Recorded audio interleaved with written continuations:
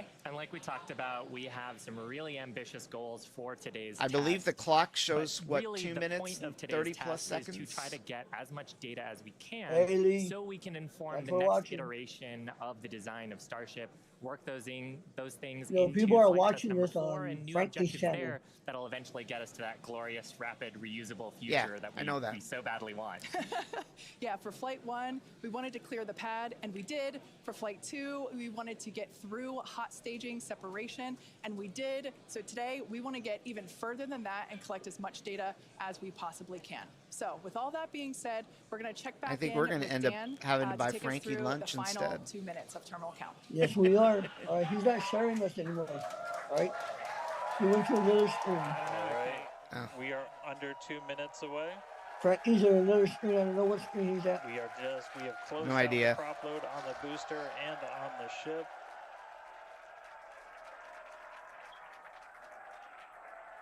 Here we go. And we're starting to hear some good news that it looks like winds are not going to hold us up. So there's a good chance we blow right through that 40-second hold. So we're about 1 minute and 20 seconds away. 127. Wow, One let's last do this. time, we're going to see the engines ignite Yep. about 4 seconds before we hit our T0.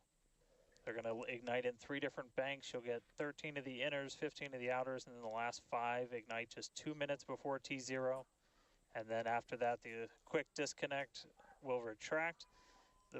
The engines will start to throttle up, and then we'll see liftoff about 1.5 seconds after T0. So we're under 1 minute away. Here we Don't go. be shocked if we hold at 40 seconds before, but it sounds like the winds are cooperating today. And we'll be able to move right past that, not tracking any other technical issues that could hold us. Proceeding past our QD vent gate.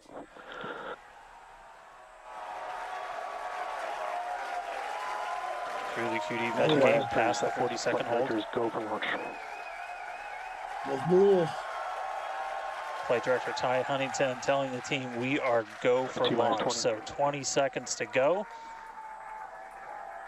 Let's listen in. It's T-minus 10, Oh, listen to 9, 8, 7, 6, 5, 4, 3, 2, 1.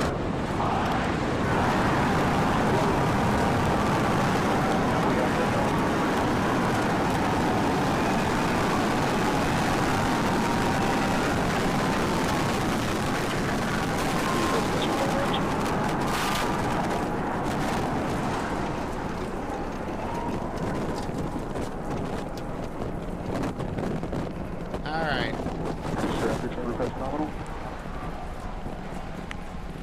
There's a camera feed. Look at that. beautiful. 30 seconds into flight, we are feeling the rumble. We are seeing 33 out of 33 Raptor engines ignited on the Super Heavy booster. Booster and ship, avionics, power, and telemetry nominal. Acquisition of signal, Corpus Christi. Continuing to get good call outs. Our trajectory looking nominal, systems looking nominal. Just amazing to see all 33 lit up once again.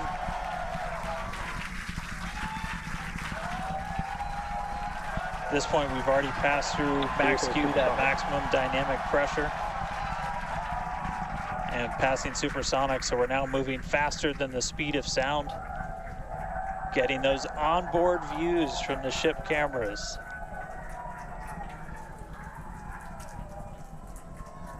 Now the next major milestone is going to be a hot staging maneuver. Again, we're going to be doing that in just about 90 seconds. To do that, we're going to shut down all but the 3 center Raptor engines on Super Heavy. That'll be our MECO, our most engines cut off. And then the clamps holding the 2 stages together are going to release. Starship's second stage will ignite its engines, the RVACs first, the sea levels right after that. The sea level engines will be splayed or just kind of pointed out at about a 15-degree angle. So if you look close and we get good tracking, you might be able to see those center right after. And so those 6 engines will push Starship off of the booster.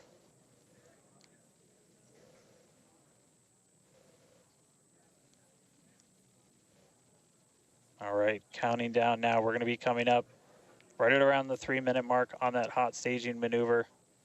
Again, we'll see the booster engines start to shut down. You'll see all but 3 lights go out in the middle.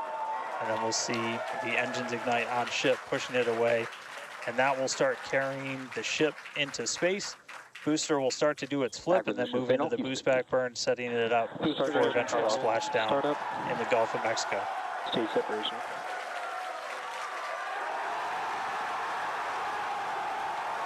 Boost back startup. Stage separation has happened. Hot staging confirmed. Look at that Boosters view. now making its way back, seeing 6 engines ignited on ship. Kate, we got a Starship on its way to space and a booster on the way back to the Gulf. Oh man, I need a moment to pick my jaw up from the floor because these views are just stunning. These are live views from Starship. Totally First stage is currently performing the Ship boost. avionics, power and telemetry nominal. Good there, news informing us that the second stage or the ship, everything looking good, nominal there. First stage is currently performing the boost back burn, expecting that to last about 1 minute. That boost back burn, pressure is nominal. that boost back burn propels the booster back towards the coast, taking it to a landing in the waters of the Gulf of Mexico. We're only using the super heavy boosters, 13 center engines from here on Boost out. back shutdown, which means that Whenever they boost back relight, was you'll be able to see that in the left bottom corner. Those are the ones that can gimbal. In other words, they move and change direction in order to change the thrust to steer the first stage back to Earth.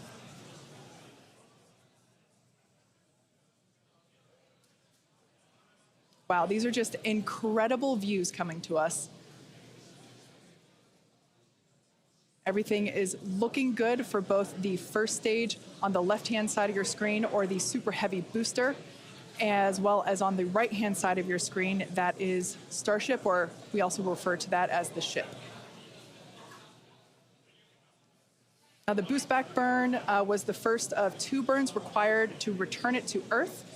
The next one will be the landing burn, where all 13 center engines will initially ignite and then transition into a 3-engine burn to help slow it down. Now, just as a reminder of the stage 1 test objectives, we're looking for controlled ascent, which we have so far. Stage separation, which gorgeous, we cruised right through it, as well as on a nominal trajectory. good news there telling us that the path that Starship is on is good. Now, Starship's second stage is still firing its engines, and as you heard, following planned flight path. The ship objectives, we're looking for hot staging, again, cruised right through that. We're looking to demonstrate controlled ascent as well as orbital insertion. Now, the bottom right-hand corner of the screen shows the ship engine graphics, so be sure to keep an eye on those. Yep, Kate, like this is just a phenomenal test so far. Super Heavy is performing beautifully today. It's on its return leg of the journey. Did you feel anything? I didn't feel continuing anything. to burn its 6 engines, those larger circles. It appears the that Raptor people vacuum wanting to engines, cash in the inner insurance circles, claims ain't going to happen. The Raptor sea level engines. We're I think State Farm probably paid about SpaceX tons of 30 money. seconds away, just under 30 seconds away from the start of the boost back burn. Excuse me, the landing burn on the booster. You can see the grid fins rotating. The landing burn is going to happen. The grid fins are guiding us through the atmosphere back towards our The Gulf of splashdown Mexico site. is going to Again, have we're a going for hard new artificial for a reef. splashdown, Right. a soft splashdown. So for landing burn, we're going to expect to see the 13 center engines light, rapidly bring down the booster's velocity, and then just the 3 in the center for splashdown. Look at that landing. Let's see if that'll work.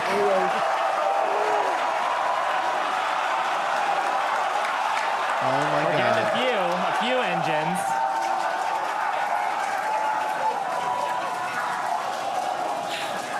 And acquisition of signal. We'll see if we can get some other video of that. Now, this is a test objective today. It is still something that we're attempting to learn.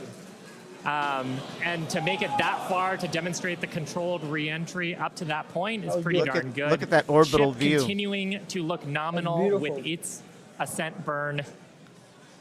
This burn lasting about 6 minutes total.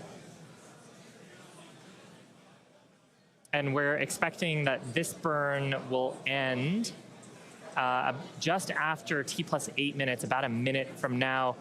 So far, though, I mean, congrats to the team. Making it this far is farther than we've gone on Flight 2. Just wonderful views and great engine performance from the vehicles. That's just amazing. And that is so far, mission we've hit control at ascent. Boca We're Chica. in the middle of that right now. We demonstrated the hot staging. Kate, as you said, cruised through that. We demonstrated controlled entry of the booster. Just stopped a little short of the engine relight, but hey, that's something we can learn for the next one. Yeah. Now that view that we just had moments ago was a live shot of Star Command. There you see it again. This is our mission control center at Starbase, where vehicle operators are standing by. Now the next milestone coming up is in less than a minute. At that point, ship will, or I'm sorry, actually it already has. Starship engine cut off. There we go. Wow. As you heard there, The third time is always a charm. Starship nominal orbit insertion. Starship's 6 Raptor engines have successfully shut down.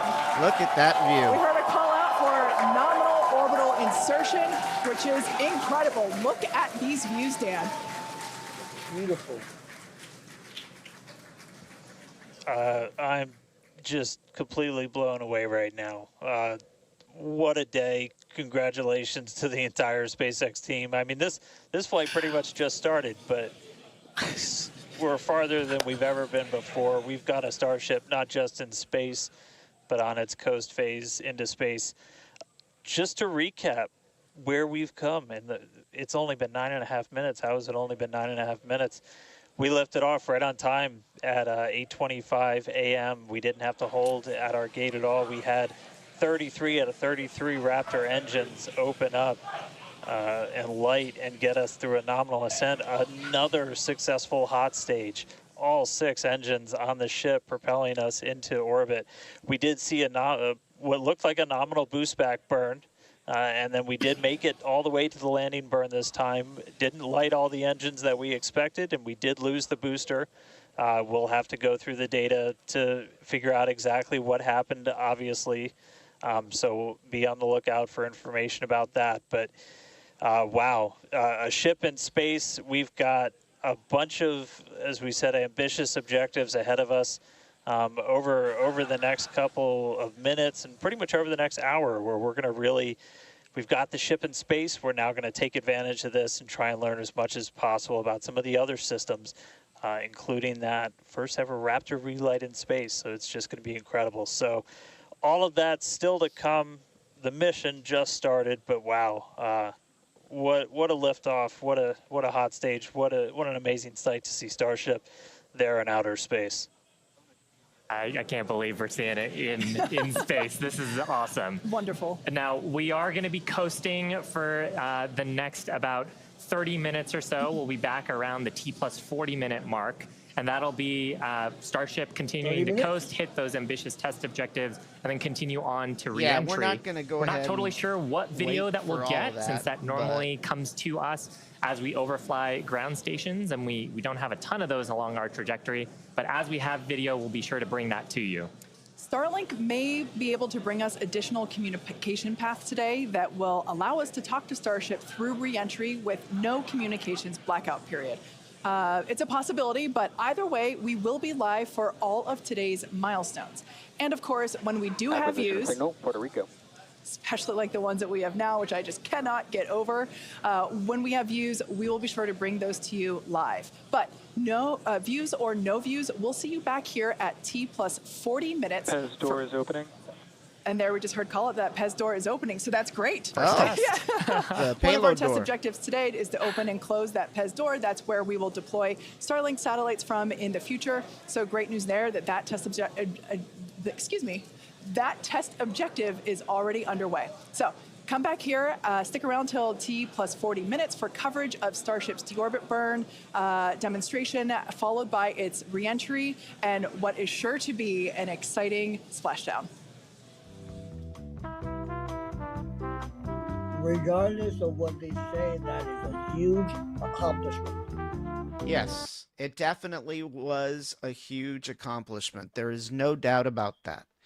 You know, what was done. I mean, yes, I believe they said that the booster they kind of lost, Right. but that's fine. I mean, that's just the first part of the rocket, but the important thing was to get Starship up in orbit and to conduct those tests. And kudos once again to the Brownsville team that has worked hard, quite hard, on making this happen.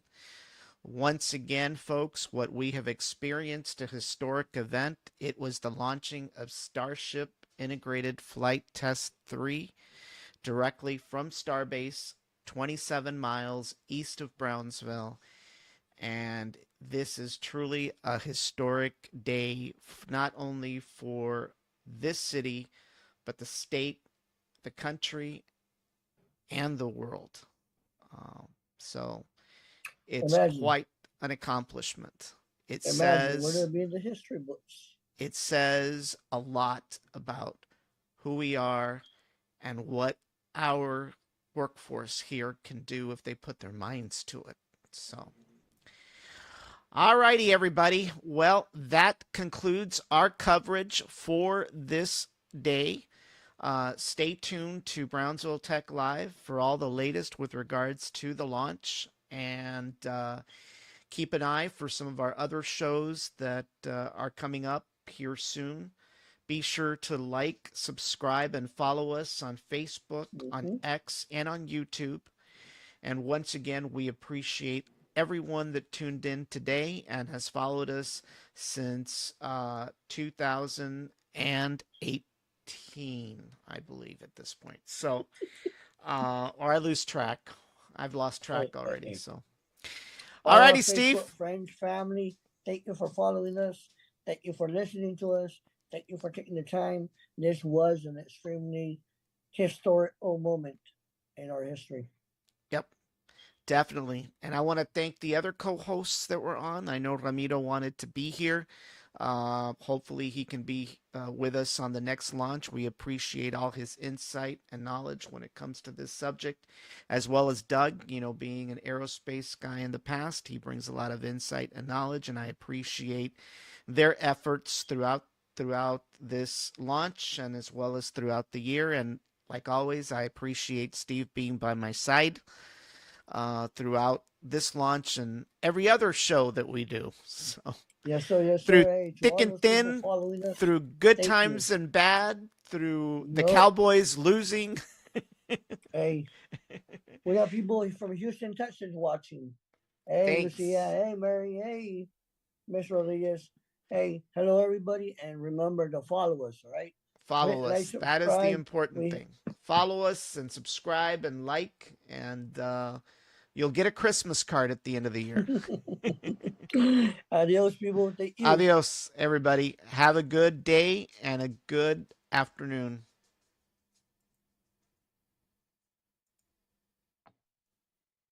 Give me a second.